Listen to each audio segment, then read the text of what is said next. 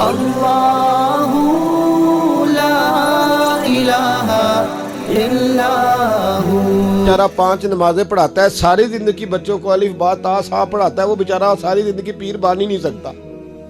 پیر اس نے ہی بننا ہے جس نے 1.5-2 مہینے غسل نہیں کرنا، اسی نے بننا ہے جس نے کوئی 4-5 کلو لوہا اٹھا لینا ہے۔ کوئی معیار بناؤ۔ شیخ الحدیث ایسے ہیں جن کو میں جانتا ہوں، بیچاروں کی بیٹیوں کی شادیاں نہیں ہو سکی، پیسے کوئی نہیں، اور تم نے گوئی اور نعت خواں امیر کر دیے، جو جا کے گوئیوں کے پاس سور سیدھی کر کے تپلا سرنگی پہ وہ تم نے امیر کر دیے، کروڑ پتی کر دیے۔ وہ جعلی پیر جو دعا تک نہیں جسے مانگنی آتی، وہ کھرب پتی ہے۔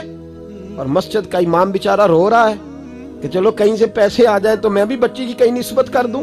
میرے اپنے شہر کی بات ہے، ایک بڑا قیمتی بچہ جامعہ نظامی میں پڑھتا تھا، اس کے والد صاحب عالم تھے، اور بچہ میرے ساتھ بڑی محبت تھی۔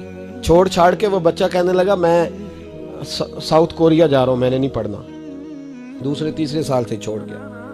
اس کے ابا نے مجھے فون کیا کہ آپ سے بڑی عقیدت رکھتا ہے، آپ اس کو سمجھائیں۔ میں نے فون کیا، میں نے کہا بیٹا تو پڑھ۔ کہنے لگا حضرت صاحب ابا جی 35 سال مسجد میں رہے ہیں، میری بہنیں اس طرح کی ہیں کہ شاید کبھی غیر محرم کو میری بہنوں نے بھی نہ دیکھا ہو، تینوں کی تینوں قرآن کی حافظہ ہیں، فاضل عربی ادیب عربی کیا ہے، سارا دن قرآن پڑھتی ہیں۔ تھک گیا میرا بوڑھا سفید داڑھی والا عالم باپ رشتہ ڈھونڈتے پر رشتہ نہیں ملا، کیونکہ ہم مسجد کی چھت پہ رہتے ہیں۔ ایک بی بی رشتہ دیکھنے آئی تھی، اور جب وہ چھت پہ چڑھنے لگی، رشتہ دکھانے والی اس کو لے کے آئی، چھت پہ چڑھنے لگی تو چڑھتے چڑھتے کہنے لگی اوہو یہ مسجد میں رہتے ہیں، میرا بیٹا سسرال آئے گا تو دوستوں کہاں بٹھائے گا، میں نے نہیں کرنا رشتہ۔ کہتے ہیں منت کی میرے باپ نے کہ چھت پہ جا کے دیکھ تو لے۔ کہنے لگی نا بھائی رشتہ نہیں کرنا۔ اتنا ظلم اس قوم نے کیا، اتنی زیادتی۔ کہنے لگا صاحب میں نے نہیں پڑھنا، میں نے مال کمانا ہے، اس لیے کہ میری بہنیں روتی ہیں۔ خدا کا خوف کرو، ایک نعت سے بھی گزارا ہو جاتا ہے، مہربانی کرو۔ اور نعت کے لیے سور کی ضرورت نہیں ہوتی، عشق کی ضرورت ہوتی ہے۔ بس کر دو، بڑا ہو گیا۔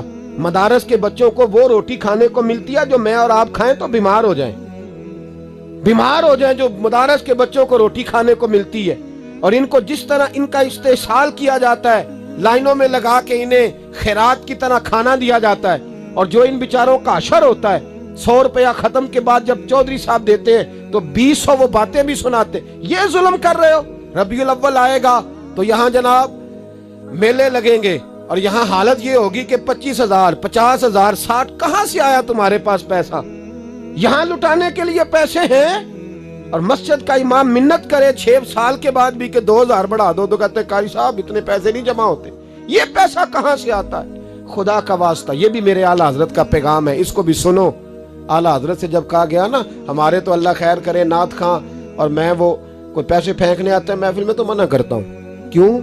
اس لیے کہ جب دتھیوں والے پیسے لے کے آتے ہیں نا مسجدوں میں اور محفلوں میں، تو فرنٹ سیٹیں پھر دتھیوں والوں کے ہاتھوں میں ہوتی ہیں۔ غریب محفل میلاد میں بھی چھپ کے بیٹھتا ہے پیچھے، اور نعت خاں بھی یاد کر لیتا ہے کہ زیادہ نوٹ کس نے پکڑے ہوئے، زیادہ نوٹ کس کے ہاتھ میں۔ وہ پھر کہتا ہے حاجی صاحب اے شیر تہاڈی نظر جے۔ میں کیا بدبختہ، نبی پاک دے نام دا شیر بھی بندے دی نظر ہو سکتا ہے، جس میں حضور کی تعریف ہو رہی ہو، بندے کی نظر کس طرح ہو گیا؟ شرم کرو، ڈرو اللہ تعالیٰ۔ صرف دولت کی خاطر یہ بھی فکر رضا ہے، کروں مدح اہل دول رضا، میں کروں مدح اہل دول رضا، پڑے اس بلا میں میری بلا، میں گدا ہوں اپنے کریم۔